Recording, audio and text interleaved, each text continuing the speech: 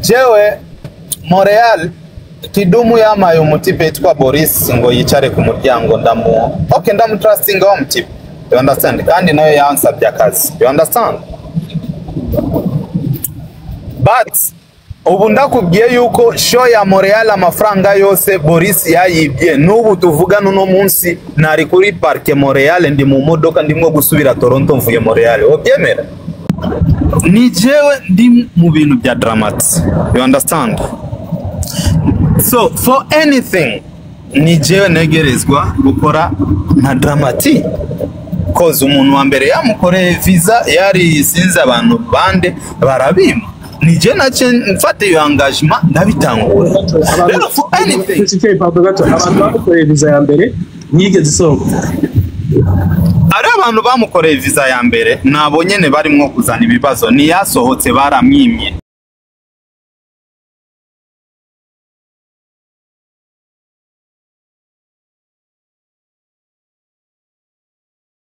So, jewe, iyo post nkuko wayibonye je naibonye kwa Zekat. Understand? Je naibonye kwa Zekat. Ndaibonye kwa Zekat. Ndamuhamagara Zekat. What is wrong with you guys?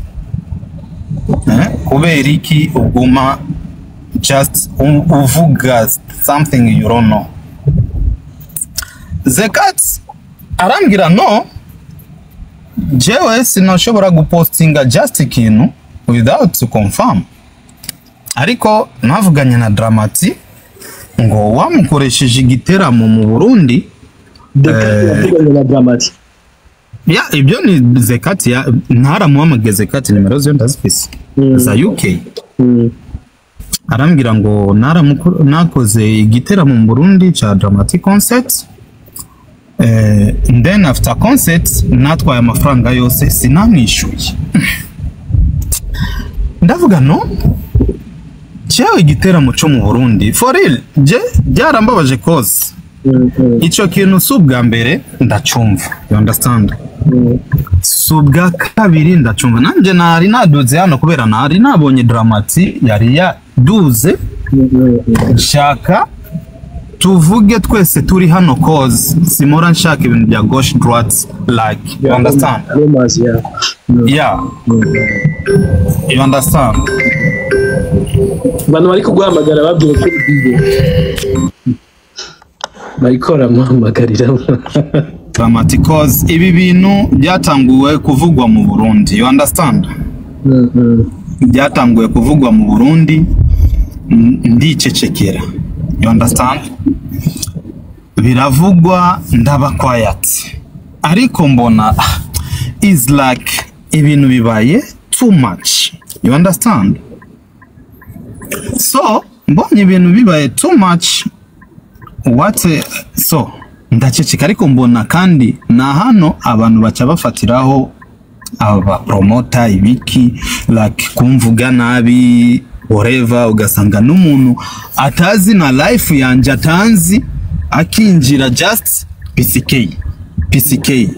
So sometimes nabahereza amaso ariko nanje ndi umuntu ariyo time igera umutima nawo ukavuga enough is enough. You understand?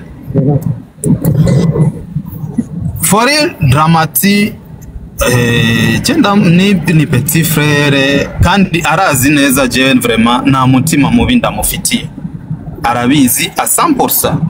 You understand? Bo Dramati twavuganye dutangure iyo concert turayiplanninga and bo akaza zamereza ide okay dukora uku je na investing amafaranga. You understand? Nishura ba artists bavuye Tanzania wehehehe barazi. Bageze mu Burundi umunsi wa show irakogwa. Bo après je kwanza icyambere hari group WhatsApp group Dramati yakre WhatsApp group hariho naba artists. Abo ba artists hariho bose ba performance ari.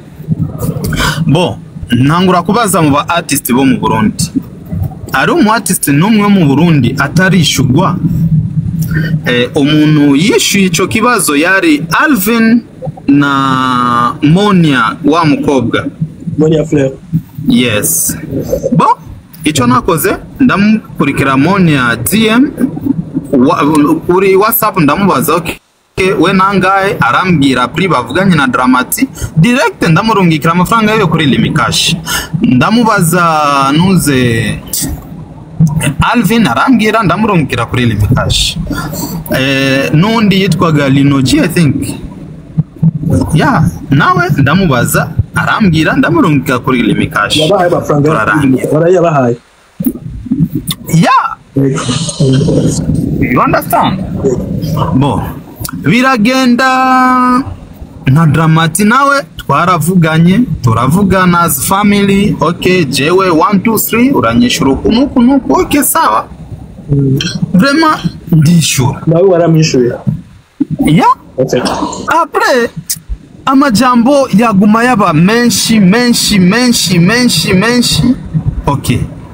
Jenda mubaza Dramati, naramutelefone ndamubaza ndimwo kubona 1 2 3 kubera iki kintu kimeze uko.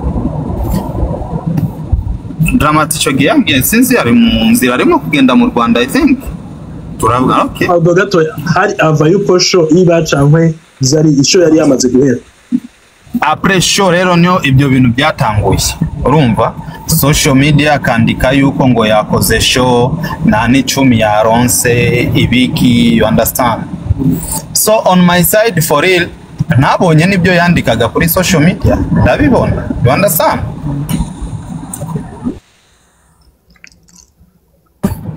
Ndavuga yakoze show na n'icumi yaronse, how, you understand? Bon rero hariyo interview nabonye sinzi Buja FM sinzi iki ngo yateguye igiteramo cyose hama amafaranga yose ni je nayatwaye. Rero mbona cha giteramo ndakizuminga ndagikurikiranira, mbona nyene ni bya bintu by'aba presenter ba radio reba bavuga, mbonye uko ncamvuga no ni titre yari yanze nimbaraba Pardon gato, ni titre yari yanze ikiganiro cyangwa n'amajambo n'abajyavuze n'amajambo aba journaliste bavugaga mu kiganiro. Okay. Urumva?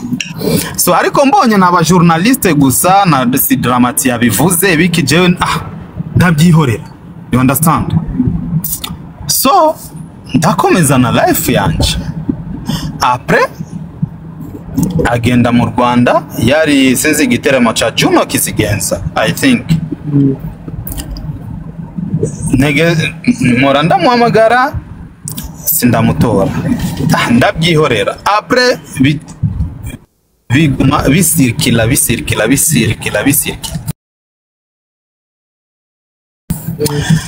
bo genda murondera ndabaza dogo ufite ikiye kibazo kuvaho twavuganye ND3 wambwira ariyo ikintu nyishuza cyangwa ariyo amafaranga yawe naguheraniye. Bo ibyo iyo audio naje kureba nta nubwo ari playing until now, ndabyihorera. So après rero mbonye ibi bintu bya Zekat ndamuvugisha na Zekat sisi tutaragira ngaho. Nimba abantu muvuga Dramati yarakoze live ariko uvuga ko amafaranga ari abashobora kuba yagiye muri guverinoma. Turashaka kuyayimishinga igiclearing. Nimba amafaranga we waragiye yarafashwe, amafaranga yarafashwe na umviriza amafaranga aho yari yagiye nije narungitse abantu ndabikurikiranira, amafaranga yaragaruka, amafaranga yinjiye yari 26 millions. Urumva? Iyo ni tariki bangira iyo transfer noiba, you understand? Naresi ndayifise muri telefone, you understand bro? Ndabitaho.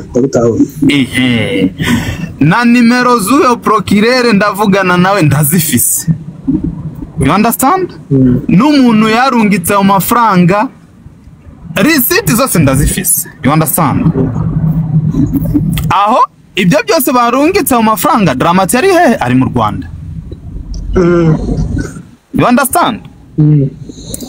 Kandi birumvikana we ntabwo yari gukurikiranira ayo mafaranga cause urumva nyene nije nari nyene sho nije nashize investment nyinshi y'amafaranga menshi muri iyo event.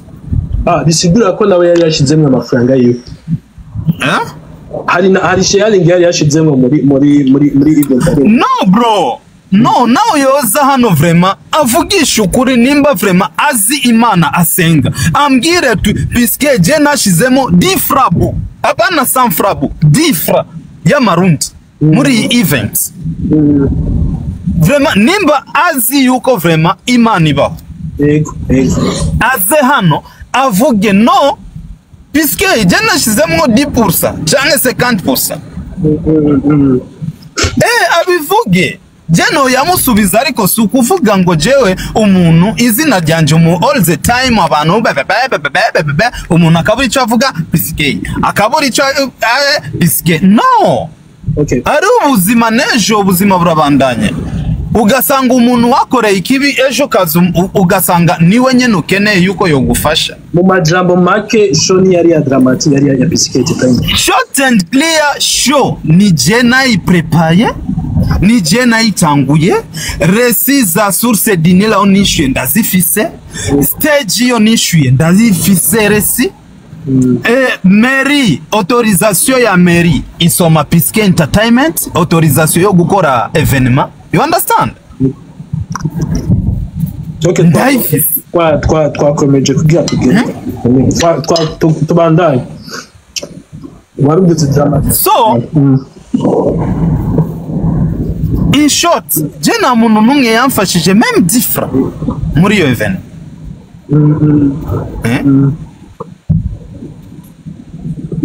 But all in all, jewe no muntu mvuga make abamvuga abancafuza so I live my life. I don't care the shit, you know. Turi njya ducaring amazina y'abantu bamwe n'abandi kuko ubahanga tukugira wewe uracaring izina ryawe uvuge JP na Piske ibintu bari kunyagira ni ivyo turashaka tugereye aha hantu iyo umuntu ushobora organize nka Piske abantu bakaza bakamanura bakavuga kweri kwa postinze ivyo bintu kwera bagitse ugeze ko hakwa Dramati kuko byose niho byaje biva sivyo Piske. Je vraiment mumushire na Dramati avuge nimba ari même 10 francs. Oya nawe I hope kaza kuzanga mukuri kimana. I hope ari ngaha ari karumviriza iswe Dramati uja gusa muhana mati. Je vraiment jena na kintu kibi je namukorera Dramati mukuntu abantu barimo kuvuga ngo Dramati aze hano aduge hano avuge nimba ari même 10 francs vraiment jewe ngo namwambuye sinzi sho yari yiwe amafaranga sinzi biki no. Ni just ukuntu umuntu wogira ikintu kuneza hama après bikaza nyene stress biki no ubwo si ubuzima man.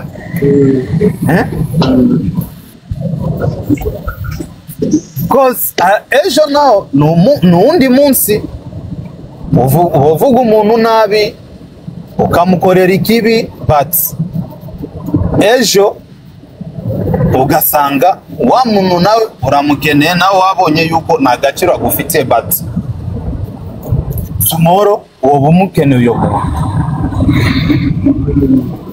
Yeah, but for sure 100% abasani bose mwabonye bavuye Tanzania Divoice Noze Dayo Mr Blue bande nije nabishuye amafaranga yabo nije nabishuye billet aller retour nije nishuye accommodation aho bajyama.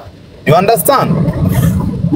Nikindi aho bajyamye bwa mbere ubwa kabiri umuntu yamaye sponsorship yari Sioni. Sioni yamaye sponsorship arama sponsorship ya 5 room You understand? Ibyumba bitanu, muri ibyo byumba bitanu arambwira gusa uzoze ubishurira iki imfungurwa n'inzoga, ariko by'ukuri Siyoni niwe yamaye chambre Zion Beach for free iminsi yose. Divoice Mr. Blue n'abandi bicaye hariya gushikaho batanu.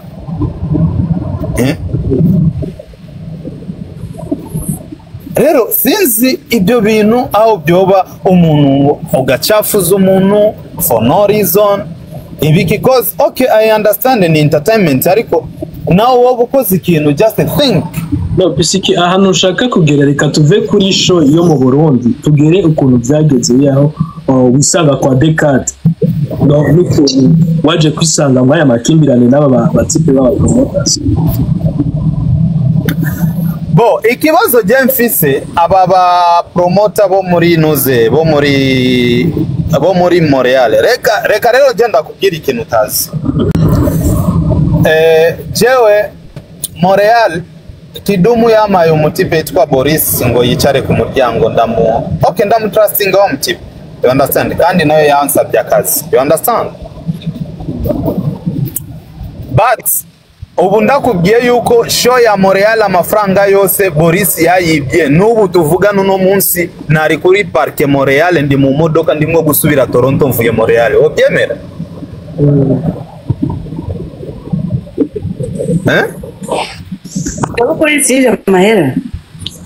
Yeah. Ariko jewe nacecetse kubera nzi amategeko nzilwa mfite proof everything. You understand? Ariko Bisi mwe tunajua wengine Boris. Kaka, Boris naulize watu wote walimuona Boris si ndo alikuwa kumlangoni? Boris Muchinore, ule Boris yeah, mwana. Of course. Okay. Apre zile machine tumekuja kuangalia, polisi waliverifie wakakuta kuna account ya company inaitwa Ferdinand, sijui Ferdinand nini sijui. Unaona? Vyote polisi waliprint. You understand? Penye pesa imeenda. Lakini ni hata siku moja sijui kukaa ngomvuge banyibya ro. No. Icho nakoze naciye focusinga gushaka yandi mafaranga kufixinga ibintu bya Ottawa. Ndavuga reka kwanza nkore show ya Ottawa mejeje. I'll see what I'll do. Ariko abantu just bakaguma tu piskei sinzi batavuze piskei ntabwo bafungura ntabwo barya. I don't understand.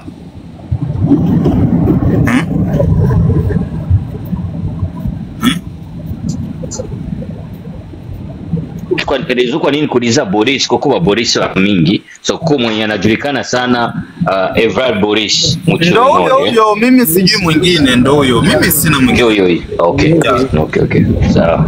You understand? Lakini hata siku moja mimi sijawahi hata siku moja kukaa nimpigie mtu kelele. Sijawahi kukaa ni muongelee mtu. Sijawahi kukaa ni mnani. No. Unaona? Mimi sinaga time ya kumpa mtu time. No, nikikuona tu wewe akili zako ndio hivyo lofa basi naachana na wewe, maisha yangu yanaendelea kwa sababu siishi kwa ajili ya mtu. Mwa. So PCK turashaka twumve ukuntu Dramatic yageze mumazi yo muri turashaka kuvuga ukuntu Dramatic yageze muri mumazi yo muri Canada n'aba promoters. Okay, another issues Dramatic sinzi abantu yavuganaga nabo. You understand? Ape byari umuntu yaje kumbaza ngo sinzi bavuganye na Dramatic. Ndambwira no, ni jewe ndi mu bintu bya Dramatic. You understand? So for anything ni jewe negerezwa gukora na Dramatic. Cause umuntu wa mbere yamukoreye visa yari sinzi abantu bande barabima. Ni je nace mfate yo engagement ndabitangura. Rero for anything PCK Pablo gato abantu bakoreye visa ya mbere nigeze isohoka. ari abantu bamukoreye visa ya mbere nabo nyene barimo kuzana ibibazo ni yasohotse baramwimye urumva bamushiriraho fake documents bizana ibibazo muri immigration but je ndabibonye ndabikurikiranye sanga nawe nabwo yarabizi nibyo nacyo ndamwereka no ariko nasanze muri system iki arambwira bro je nabyo narinzi bo ndamubaza ninde amereza nimero z'uyo muntu naramuhamagaye ariko ntabwo yanyitabye bo jewe niyo naciye nangura rero gufata time yanje kubyirukamwo turakuramo iyo banning bari bamubaninze ibiki gushikaho finally ndaba ndirese you understand so dutangura kuvugana we can do this 1 2 3 arambira bro no problem fresh rero abo bantu nibo batangiye gufatana nabo bantu nyene ba Montreal biki ngo jewe naje muri career yabo Montreal na Ottawa kwica business zabo ibiki musoko usanga abayanga banga barimwo kugurisha inyama ni benshi ariko buri umuyanga abafise client wiwe right umushorera rero entertainment nabwo ibikeneye inzigo you understand ikindi je entertainment ndayikora cause ni ikintu nkunda kiri just mu mutima wanje you understand so that's why general investing no lose ariko nakoze ikintu nkunda urumva so biragenda but bitangura amajambo zekati baramwishura bebebebe uburofa rero zekati après 2 jours atara posting yaranerefone arambwira ngo ari abantu 1 2 3 ngo Dramati ngo ni watwaye amafaranga yose ni wamwishuye ashaka ndamuhe ngo $1000 ndambwira bro je nani 10 nogu ndaguwe yiki nani 10 noguwa wewe posting ibyo ushaka ariko meme different wanje nayo noko ngo no posting no Instagram ni gwawe posting ibyo ushaka après 2 jours rero ncambona postinze acha ataginga na Instagram yanje arapostinga Insta story arantanginga ari yango kubera maybe mbone tutagutiyemo urabona e-transfer yakozwe kwa Decade iyo e-transfer nayo yari ya mbere kandi yaramamagaye nkuko nyene bo aransaba ngo sensa ndayamuha for peace après rero ncambona is like akamenyero all the time umuntu ashaka ngo iki amafaranga nabwira no bro just wegira icyo ushaka understand so ibi bintu ni just abantu inzigo ni nyinshi abantu whatever barimo gukora but icyo nobabwira in this world ariho karma umuntu nimba atakibara gukorera muza mukorera ikibi cyangwa kumuvuga nabi you understand cause bro jewe 100% cyo no kubwira je abantu bamvuga 100% kandi bamvuga nabi 100% n'abantu nafashije 100% you understand ariko ugasanga umuntu akibarirwa even icyiza wamukoreye cyangwa ibyiza wamukoreye all the time agashaka nawe kukwereka yuko sinzi whatever ibintu nyane by'uburofi urumva but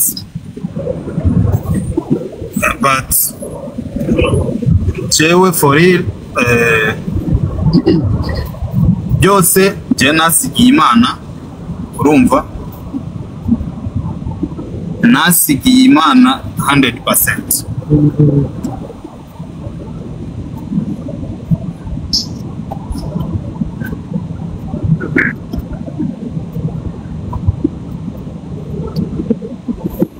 Waje kuvuga P-Scape? Yeah, naejeje just cause ndi mwibarabara. Ndimo gutwara. So nari ninjiye kozi nari namubonye Dramati kugira ngo sinashakaga après ngo uyu yavuze ubu whatever no.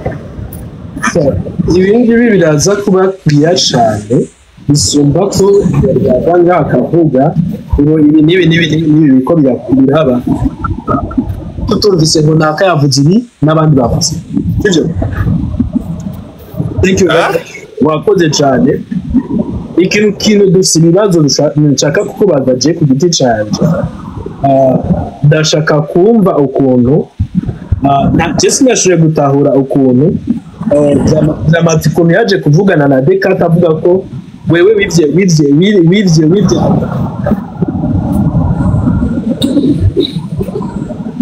bro nanje I don't understand byavuye kuki impamvu yabivuze for it I don't know. Umbaje your question since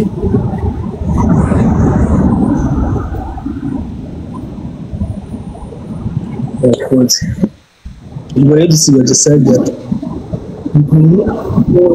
Dramati ngaha if you want coming up please come up yuko ayibaje mbere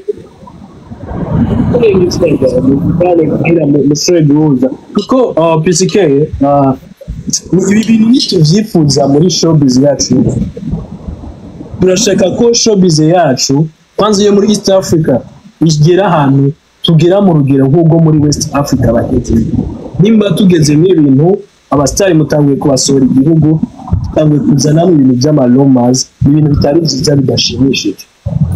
No jewe urazi decision je nafashe je I think kera nakoraga n'abandi ba artists je decision nafashe abo ba promoter bavuga ngo nibo ba promoter bo muri Canada je nzobarekera rero nabo bazoze babakura mu Burundi cyangwa mu Rwanda babaza je nzokomeza nkora n'abandi abo namenyereye simple. Tanzania ariyo aba artists, Kenya ariyo aba artists, Nigeria barahari, Congo barahari, so mu Rwanda barahari.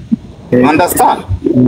Yeah, so icyo nabonye jewe reka nje pembeni, right? Reka nikubite ku ruhande and aba promoter bandi bakubita induru na biskeye bo rero abikore bizike abantu bari kuvuga ko nani aba muri hajya bahede cyane Interake irakora muri UK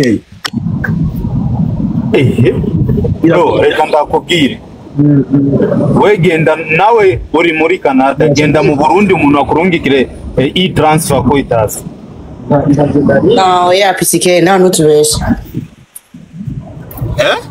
na e-transfer ikora atari muri Canada na e-transfer ikora utari muri Canada ikorana na US irakorana mugabo si e-transfer nawo mu Burundi irakora capacity nimba ikora muri US irakora nibike ko tugira mu mategeko ivyo nimo kirenga irakora as long as uba ufise account muri Canada account uba ufise muri Canada nawo e-transfer it's not called e-transfer e-transfer irakora mu kora muri Canada please anyway okay kare e-transfer irakora ahantu hariho hose as long as ufite account ugiye mu Burundi ufite account yawe muri Canada e-transfer irakora ugiye nani turiko ndamubwira ni yitwa e-transfer mugabo itwa gute it's either you wiring someone amahera cyane uramushira kuri account ukamudepoza mugabo si e-transfer my dear e-transfer irakora everywhere e-transfer as long as account yawe wuguruye muri Canada ifise e-transfer irakora everywhere no matter what oya bishobora gushika muri bishobora gushika ngira ni account yanje leta bwa ikintu gihari account yawe genda kuri bank bayifixing rero Neko tataka na mahoro ibintu bya e-transfer sibyo bikenewe. Ikintu gikenewe kwanza ni to double clarify ibintu bya Dramati na PCK nabo ba promoter abandi, so umuntu akamenya ibintu bihari. Ibyo bya Dekate nawe arashaka kuba afise umuntu akorana nawe nga muri Canada, akaba afise e-transfer agakora akagira nana bakorana kugira ama transfer y'amafaranga. Ibi ni ibintu bisanzwe cyane. Just gusa na Dekate nani musikama nk'abandi, that's his job. Ntikorana bafise abandi bantu bakorana ko n'ama information nka yose abari umuntu aba yamuhaye. Ikintu gihari gusa ni guclarify ikibazo kiri hagati ya Dramati na PCK n'aba promoter niba bari ngaha baze baduge bavuga ibibazo byabo, hanyuma abantu bari mu comment ntavuga ibyo batazi kuko umuntu wese icyambere je nta kibazo mfitani na Dramati wallahi wa billahi. Ni gusa sinzi satani yamuciye ibintu I don't know nimba ari abantu bamutumye or sinzi I don't understand for sure. Niko akundi je for real na muntu abumweranda, but je no muntu mba fite urukundo n'abantu, mba fite peace whatever. Mfise nimba ari friend ndamufata friends, nkamufata like family whatever nuko. You understand? Ariko simona nshaka umuntu ugire like ugashaka ibe like advertise whatever sinzi ibintu. You understand? So nuko akintu norenza vraiment. So reka turindire abantu babanze kuvuga. Kenzo je ikintu mbona novuga kuri bino bintu n'igiki burya je buri gihe inyishu y'ibintu byose burya ribaza ko ari umwanya ya kubifata. Nta muntu n'umwe magaze kuri kote yiwe ngo numvirize ibwira cyangwa numvirize hariya. Je ku ruhande rw'iwanje reka tubihe time kumbure uri mukuri azomenyekana tutarinze no kuja ngaha ku ma live canke ubeshera uwundi nawe azomenyekana. Nico se novuga kuri abo batipe nabo bari ngaha mu makomantere wumva no bafise ico shikiriza kweri navuge mu time barike kwandika hariya mu makomantere. Ahantu hari ikibazo nuko bari kugenda bonona izina rya PCK. PCK arakora business, ni mu businessman, abandi bavuga ati ngo no mu strong no onya ari muri entertainment izina ryiwe baryonona cyangwa barivuga neza byose nk'ibintu biri mu bimufasha. Last time uri sinzi ko last time waraje muri gihe live twavuga why music yacu itari kwiratera imbere. Aba musicians bagati ngo nta support baronka, ariko umuntu aza akagira support at the end of the day bakaba bamwe nabo bari mu bantu bonona muri iyo support babo baronse. So nabo ba promoter nye bashaka kubaduza nabo gasanga bari kwarona ibyo bintu. So ibyo bintu niyo mpamvu twavuze ati ifugo duclarify ibintu biko biri pasa muri music y'u Burundi, hanyuma abantu bamenye aho bihagaze kuko abantu baje kuma bidoga imiti yose biko biri tinza aho tuzobishika.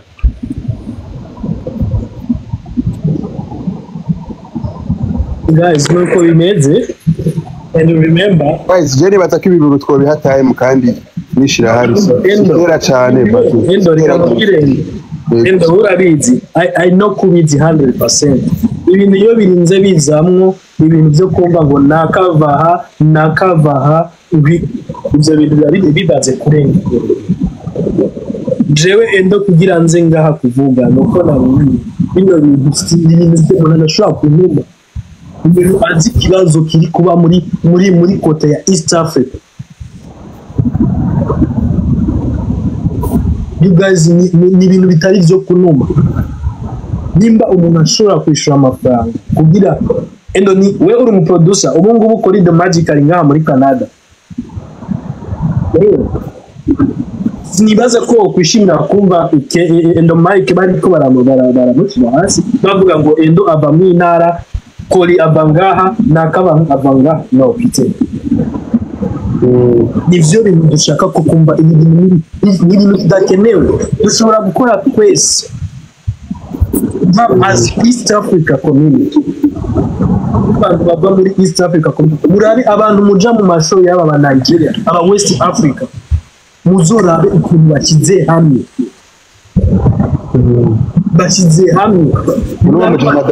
nari ngaha muri live niyo tugana bakaduha urabe amashorema yakoze amashoro no mu cyaro muri Nova Scotia wabonye ukuntu abantu buriye Bravo amamodoka Kenzo ururimi rw'umwe rukamwa yera mugabo nawe uragenda gahoro I gahoro know nukuri kweli I know ndio ndabizi niyo mpamvu udashobora kuvuga ngo mwaya kuva muri December urumva ntidushobora kugira kandi nta munsi warimwe uzigera wumva ariko bavugiye yewe sawa nyine reka turindire turabe nirnabit ni sawa game yagenze gute amano Boris nawe nyene mu muhamagare ngaha azavuga ukuntu yivyo yego na Boris mumuzane ngaha tubarire ingene yivyo ukuntu rero twari tunamwubaha rero abantu bamwe oya ariko iyo kesi yavuze oya ya Boris yavuze ko iri muri court